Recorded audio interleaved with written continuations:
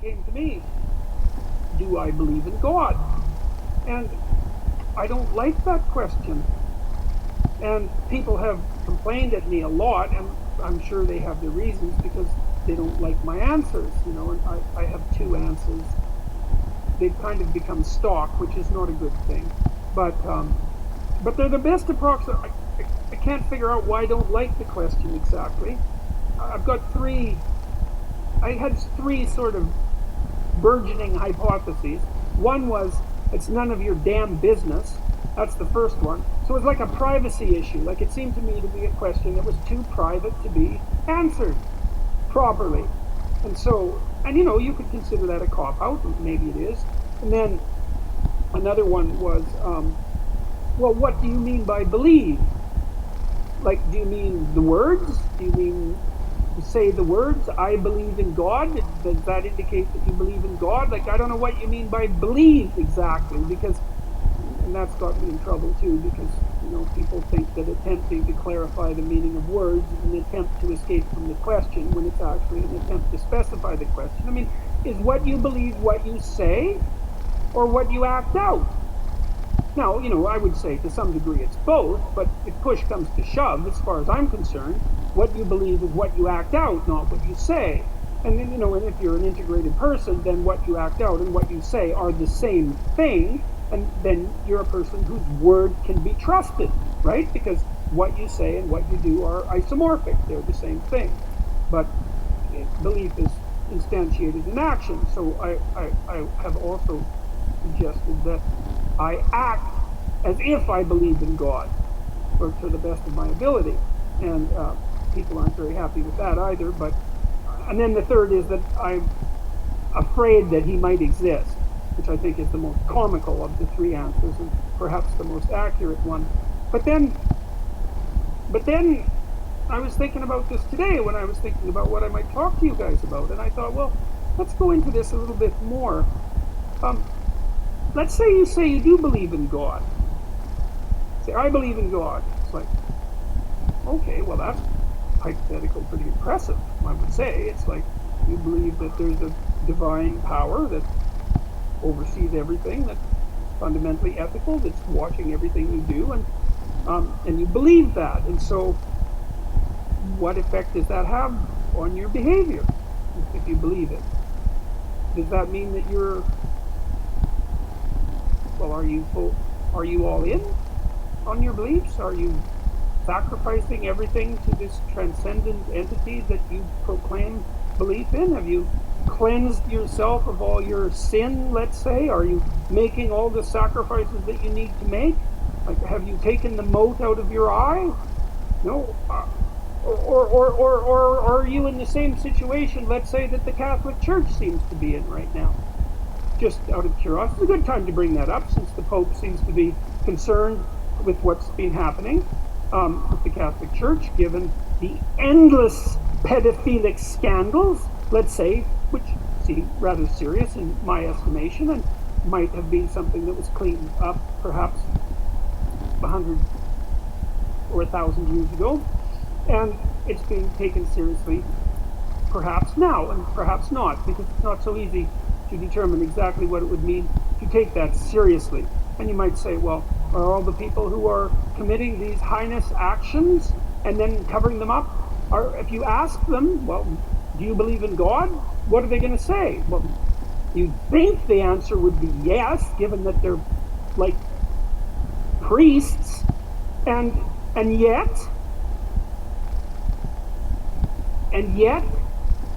what's the evidence? Well, the evidence isn't exactly so clear that the mere statement, let's say, or the mere acting out of the ritual, let's say, and I'm not trying to denigrate the statement or the ritual, but I'm pointing out that that's no indication of you're right to say that you believe. Because you got, and I think this is why it's bothered me to answer this question. It's like, well, what right do I have to say that? To make that claim? I believe in God. Well, what's the claim? Is that the claim that I'm a good person somehow?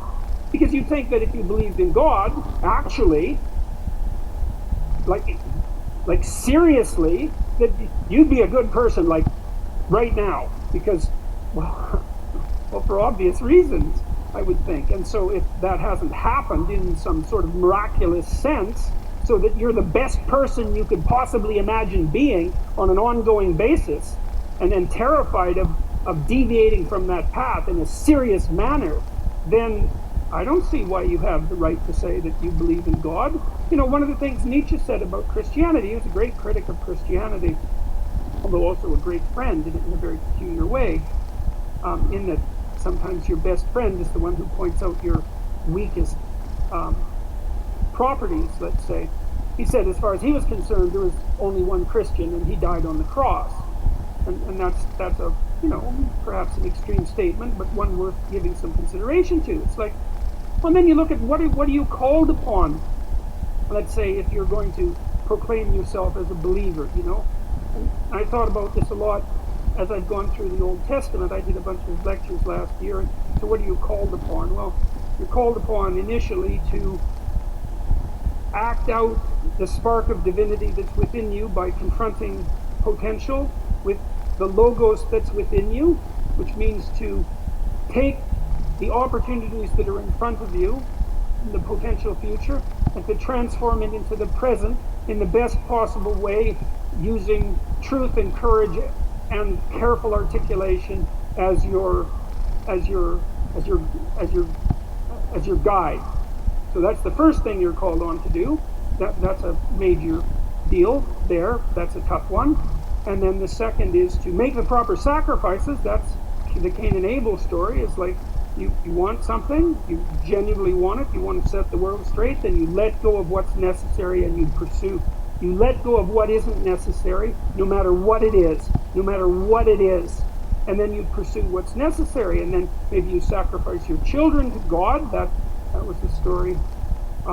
That's one of the next stories that comes up, of course, and you think, well, that's pretty damn barbaric, and the way the story's laid out, of course it is, but that isn't exactly what it means. It means that what you try to do when you raise children is that you try to do everything you can to impress upon them by imitation and by instruction and by love and by encouragement that they are crucial beings in the world whose ethical decisions play an important role in shaping the structure of reality itself, and that they have the moral responsibility to do that. And you get your ark in order, that's your family, let's say, so that when the storms come, you can stay above water for the 40 days of flooding, and you're capable of leading your people through the desert when the desert makes itself manifest, and you can escape from tyranny properly because you're wise enough to see it, and you take the full burden of being on yourself, all the suffering that's part and parcel of that. You accept that voluntarily,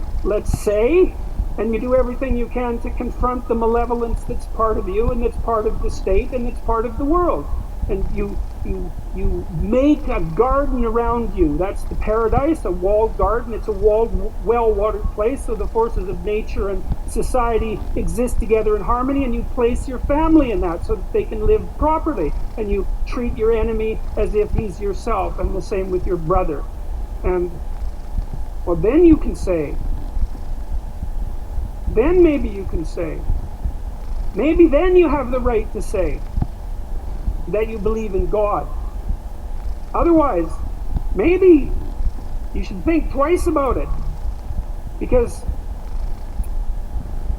there's a line in the New Testament that Christ himself says. Two of them, I should read them too, because they're very relevant to this. I guess I could paraphrase them. A rich man comes up to Christ and says, good leader, good Lord. And he asks him a question about how it is that he should be a good person. And Christ says, don't call me good. There's no one that's good but God. And, that's worth thinking about. I mean, the one person that in principle, in our ancient stories, had the right to make some direct connection between himself and the divine, was unwilling to do it when challenged. And so it might be reasonable to assume that each of us could be much more cautious about making that sort of statement bluntly when we're asked. And then the other line is, Not all those who say, Lord, Lord, will enter the kingdom of heaven. Got that about right? Which means something approximating, just because you make a claim to moral virtue, let's say, your belief in God, which I can't see how you can make a higher claim to moral virtue than that. I mean, agnostic, atheistic, I don't really care. The point is something like this. Imagine something of ultimate transcendent value. I don't care whether you believe in it or not, but imagine that something like that exists, and then you swear allegiance to it, which is to say, I believe in this. I mean, there's a heavy moral burden that comes along with that, just to allow yourself to utter the words without feeling that you should be immediately struck down appropriately by lightning. And so I think that's why that question makes me uncomfortable. It's that I don't think I have a right to make that proclamation. There's another thing too that I learned when I was going through these biblical lectures. It was a fascinating thing to do. It was the story of Jacob, who became Israel, and Jacob was a real trickster. He was a morally ambiguous figure, to put it mildly, and he tricked his older brother out of his birthright, and he was full of tricks, and he had a lot of tricks played on him too, and maybe learned something as a consequence. Anyways, after running away from his brother, who had murderous thoughts, and for good reasons, for about 20 years, maybe it was only 14, but doesn't matter, it was a long time, he decided that he would go back and try to make peace, and he came to this river. He sent his family across the river along with his belongings, and partly as an offering to his brother, a peace offering. And he had a dream, visionary experience, hallucination, God, who knows what it was. And he dreamt that he wrestled with an angel all night, and that the angel was God. And God, he won, which is very strange because, well, first of all, he was a trickster figure, he wasn't your most upstanding moral creature. He wasn't Noah, for example. And second, well, it was God, It's like, if you're going to wrestle with someone and lose, there's an opponent that's likely to take you out. And he did damage his hip. So, which is not that impressive an accomplishment on God's part, in my estimation. But and it's a very interesting story, because what it does indicate, what's so cool about it, you see, Jacob's name is changed at that point to Israel. And Israel means those who wrestle with God. And that blew me away. It's one of the things I love about studying old stories. Is now and then you come across a piece of one, and you see into it. You see down into the depths that characterizes it. It's very difficult, but it happens sometimes. And it just flattens you. To think that if Israel is the chosen people of God, that's the hypothesis, and what Israel means is those who wrestle with God, then think that seems to me to be such a hopeful idea, because, well, everyone does that to some degree. I mean, you do that in your life because, well, you don't know what's of fundamental transcendent worth. Because who the hell are you, and what do you know? You're struggling all the time with, well, I would say with good and evil. When you're struggling with yourself, you're struggling with the world. To portray that as wrestling with God, that's perfectly reasonable from a metaphoric perspective. And the idea that that's what characterizes the true people of God is that willingness to wrestle. That's really something, because it kind of indicates that you're here as a contender, You're not here to be happy, you're not here to be complacent, you're not here to be materially satisfied, not that would be possible anyways, but that you're here to contend with the structure of reality, right? And that's what'll satisfy you, because there's something to you, you're not weak and nothing. There's something to you. There's something malevolent and terrible. I mean, that. You look at how people behave. You look at the blood and catastrophe of our history. You can certainly see the absolute hellish depths of the human soul. But there's something that takes root in that and grows up out of that that's absolutely magnificent beyond belief, and that's looking to contend. And I've often thought that I've been fortunate in my marriage, because you think, well, you get married and you live happily ever after. It's like,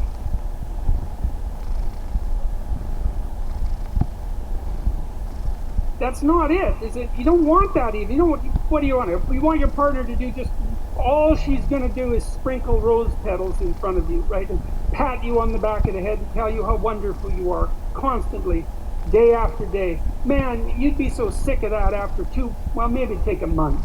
But let's say 2 weeks. You'd be, because she should be more on the side of who you could be than on the side of who you are.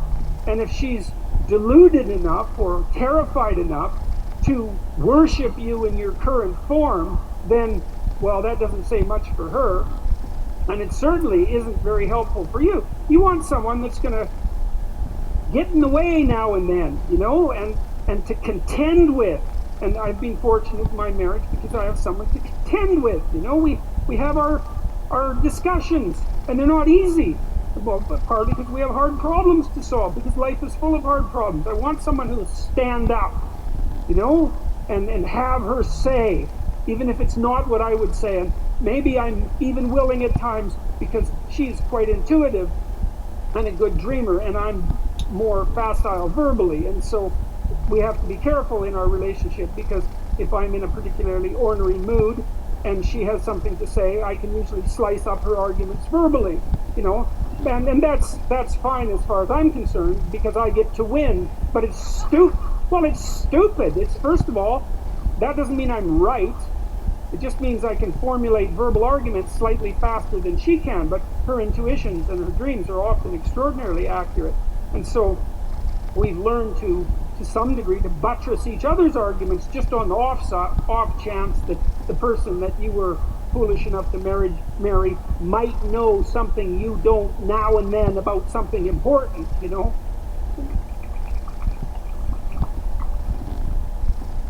And so what do you want? Well, you want someone to contend with. And then it's an adventure, and then you have someone that you love and that you respect. And that's not a bad combination for longevity of relationship. And then maybe if you have someone that you love and respect and that you can communicate with, then your children also love and respect her or him. And then that's pretty good for them, because they've got some parents that they could love and respect. That's a good combination. It solidifies their life. And so you want to contend with them. And you want a job that's challenging, I would say, that pushes you beyond what you already are. And God only knows how hard you need to be pushed in order to go beyond where you are. But, to some degree, if you have a choice, it's not that uncommon that what we'll do is choose to be pushed to the limit, especially when we're at our best. We think, well, where's the limit? It's here. Maybe I can manage that. I'm going to push myself right to the damn limit. Then I'm going to push myself a little bit over just to see if it's possible. And if that happens, then, you emerge with a sense of triumph. I'm now more than I was, right? And maybe that's what you're here to be, is to be more than you were, trying to push those limits. And to do that, you contend with the world. You wrestle with God. You don't casually say, I believe, because who knows? No one knows, right? We're separated from the infinite by death and ignorance. We don't know. We contend, we wrestle, and in that maybe we find our destiny. At least we find our purpose. We find something that justifies us to some degree. If I'm awake at night wondering, I think, God, I pushed myself as far as I could in this effort, whatever the effort that I'm considering happens to be. I pushed myself. I don't have a weight on my conscience because I let something go or I failed to accomplish something. I mean, I do often have those sorts of weights. I'm talking about the rare times when I don't. It's like, well, there's something that's where there's some atonement and some peace, as far as I'm concerned, where that contending and that wrestling has been successful. And I would say that insofar as you're deeply involved in that, like completely involved in that, thoroughly involved in that, then you have the right to say that you believe in God. And since I'm not like that 100% of the time, or even approximating the percent of the time that I would like to be like that, despite my best efforts, then when people ask me, I'm not going to say something virtuous like I'm a believer, because there's plenty wrong with me that needs to be fixed before I would dare utter words like that.